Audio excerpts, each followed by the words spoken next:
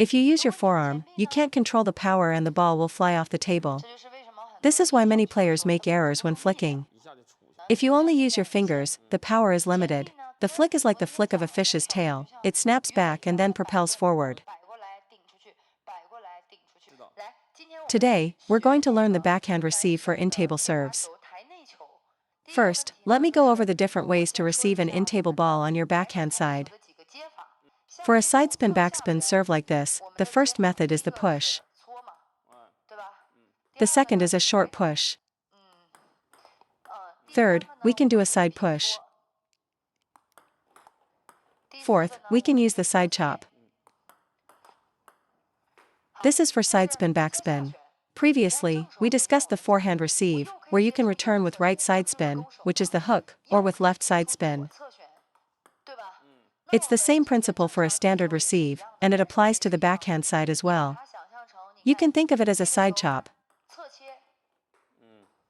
making contact slightly on the left side of the ball. The key to this side chop is to brush the ball sideways. It's most effective when aimed at the middle or the wide sideline. Let me demonstrate. Brush the ball sideways on contact, and it will go wide to the sideline. Brush it sideways. This side chop can also be aimed at your opponent's middle. An angled shot to the middle is very awkward to handle, so remember to brush sideways. Second, your force must be directed sideways to your front left, not straight forward. This applies to both penhold and shakehand grips. Third, keep your racket angle fixed. Don't use your wrist, generate the force with your forearm. Use your forearm for the side chop. I don't recommend using the side chop to the forehand side. Because the angle is already wide, if you aim it into their body, they might not even have to move their feet to return it. The ideal placements for a side chop are the wide sideline and the middle. The second technique is the side push. With a side push, you can create topspin or backspin. Today, I'll teach you the backspin side push. I often use this technique to change the direction, for example, when pushing down the line. Because it's a straight ball, a player with a strong forehand can easily attack it with a power loop. So I add a bit of side push, and the ball will float. The side chop brushes the left of the ball, this side push brushes the right side. You must commit to brushing it sideways. If you don't, the ball won't have that floating effect. Brushing it sideways is like hitting a backhand serve back at them. If you just go forward, it's a regular push. A no-spin or light spin ball pushed straight often goes high. But with a side push, it's easy to keep it low. I brush it sideways. But if I push this ball straight, if you miss the friction even slightly, it will pop up. Here's the tricky part. First, when you push, you need to hang your wrist. This applies to both penhold and shakehand. Second, you must generate force sideways. The sideways force should be greater than the forward force. Overall, the direction is side forward. It's a very threatening shot. It's awkward to receive. Third, after I make contact, my elbow and shoulder come up, and the racket tip points down, not sideways. It's the same for penhold. And you can use this for both left and right side spin serves. To summarize, 1. Hang the wrist. 2. Go sideways. 3. Lift the shoulder and elbow. Let me show you a couple more. A player just asked why his pushes always go high. Watch me push one. See why mine stays low and yours goes high. The first. The second. Let me explain the principle. If your push goes high, the ball must have some topspin. For a backspin ball, a normal push will more likely go into the net, not high. Only a no-spin or light spin ball is likely to pop up when pushed, so it must contain some topspin or no-spin element. It's hard to judge the exact amount of spin at the moment of contact. So, how can you safely prevent the ball from popping up? First, contact the bottom half of the ball. My motion is downwards. In principle, with a downward motion, the ball stays on my racket longer. This allows me to better execute my intention of brushing the ball downwards. If you contact the top half of the ball and then push down, it will naturally create an upward arc. That's why your push goes high. With the same technique and no extra friction, contacting the top half makes the ball go high. With the same motion, contacting the bottom half keeps it low. I didn't add any finger or wrist action, and the motion's range and speed were identical. You must use the contact point on the ball to achieve your goal.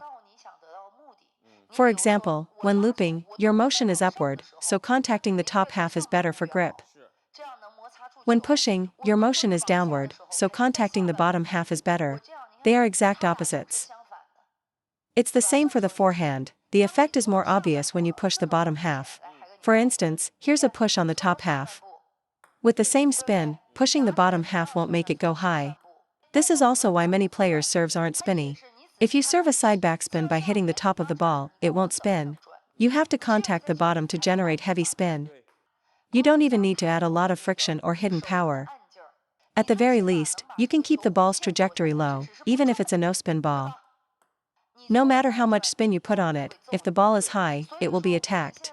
So our goal now is to first keep the trajectory low to prevent a power loop, then we can think about adding spin. Pushing with a pressed wrist results in a high ball. You need to hang the wrist to control it. When I hang my wrist, I can easily contact the bottom half of the ball. Players who have been to my training camps have experienced my push.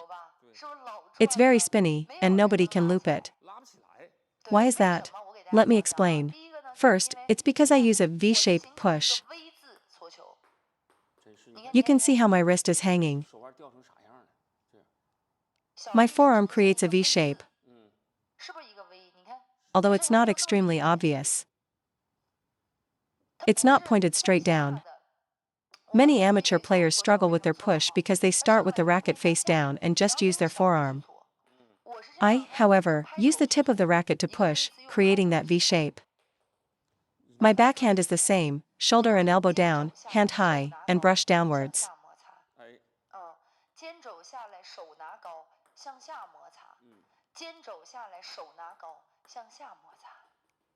When you brush downwards, you impart a downward force on the ball. If you push flat, it feels like you're just lifting it over, without much spin. So when you push, you must keep your shoulder and elbow down. Don't lift your elbow. Keep the shoulder and elbow down, and hold your hand high to contact the bottom half of the ball. A low hand contacts the top half, a high hand contacts the bottom half. So don't be afraid to prepare with a high racket position. Many are afraid of hitting the net, but that's not what causes it. You're hitting the net for reasons like being too far from the ball, your footwork being late, just making contact without any friction, or the contact point being on the upper half of your racket. It's not caused by preparing high and brushing downwards. This is the same for penhold and shakehand. Don't think that penhold and shakehand techniques are completely different. Fundamentally, they are very similar. From my experience, how do you make a push spinny? You have to get close to the ball. Wherever the ball is, I need to be close to it. You must use late-stage acceleration. What is that? Drawing your racket back and then moving forward through the entire motion is full swing power. Late-stage acceleration means getting close to the ball first, and then accelerating into the shot. First, you must be close. Second, generate the force only after you've made contact. That's how you get spin. Actually, everyone can use power in their push, but they make mistakes. The reason for the error is that you're creating a combined force with the oncoming ball. When you draw back and push forward into the approaching ball, it's very difficult to control. But if you just get your racket into position and then chop at it, you can use power confidently. Get close to the ball. Use late-stage acceleration, and the return will be both fast and sharp. The force generated from a full backswing is a combined force. This is active power generation, where you and the ball create a combined force, like two hands clapping. Late stage acceleration is like the ball is stationary. You get close and only generate power after contact. It's like one hand clapping. Let me demonstrate.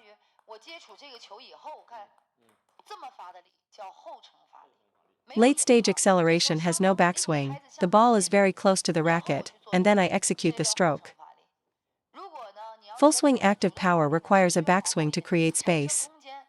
Anyway, for all my short game techniques, chop, side push, flick, banana flick, I always stay very close to the ball. It's the same with my flick. I get extremely close to the ball.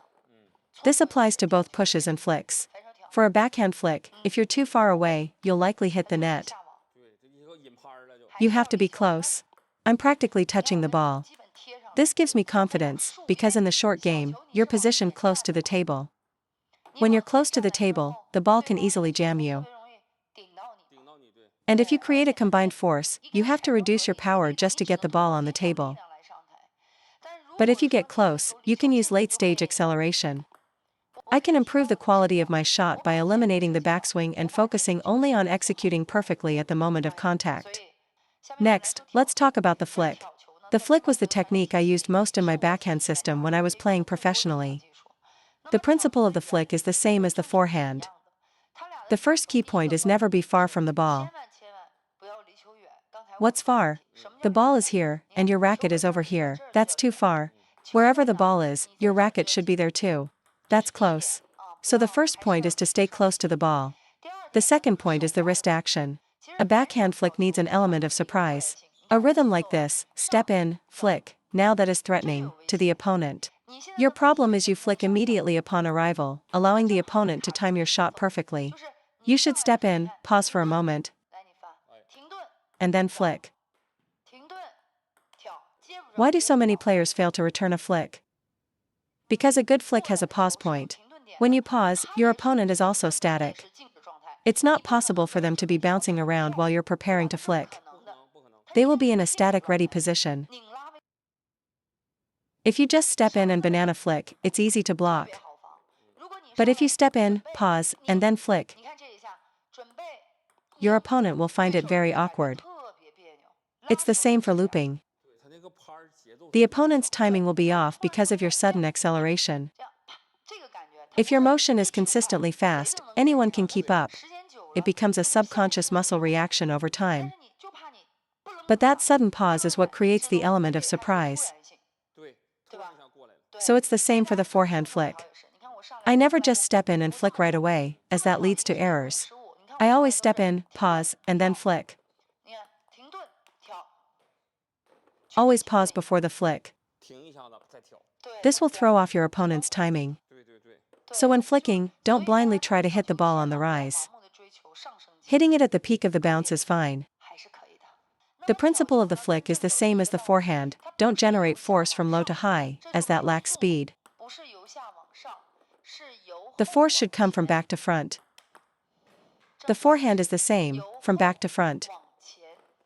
Once you understand this back to front concept, your shot will start to have speed. You must understand that in the short game, you can only flick a side spin topspin ball. A no spin or light spin ball is easy to attack if you flick it. A heavy backspin ball is nearly impossible to flick. Even if you manage it, your opponent will smash it. All flicking techniques should be used when you've identified the ball as side spin topspin. Never just lift the ball upwards. The moment your forearm engages in an upward motion, the ball will either go long or pop up high. So, what is the main source of power for a flick? Some players say it's the fingers. Finger power is part of it, but not the most crucial element. Others say it's the forearm, but using the forearm for power often makes the ball go long. Therefore, the real source of power is in the wrist. Using the wrist doesn't mean just flapping it around. It's a motion from back to front.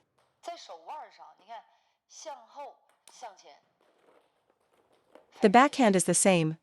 Back, then front. If you use your forearm, you can't control the power and the ball will fly off the table. This is why many players make errors when flicking. If you only use your fingers, the power is limited. Using the forearm requires extremely precise power control. So, what's left is the wrist. The feeling in the wrist is a sharp snap forward. This applies to both forehand and backhand. It's absolutely not about randomly waving or flipping the wrist. It's a distinct back and forth motion.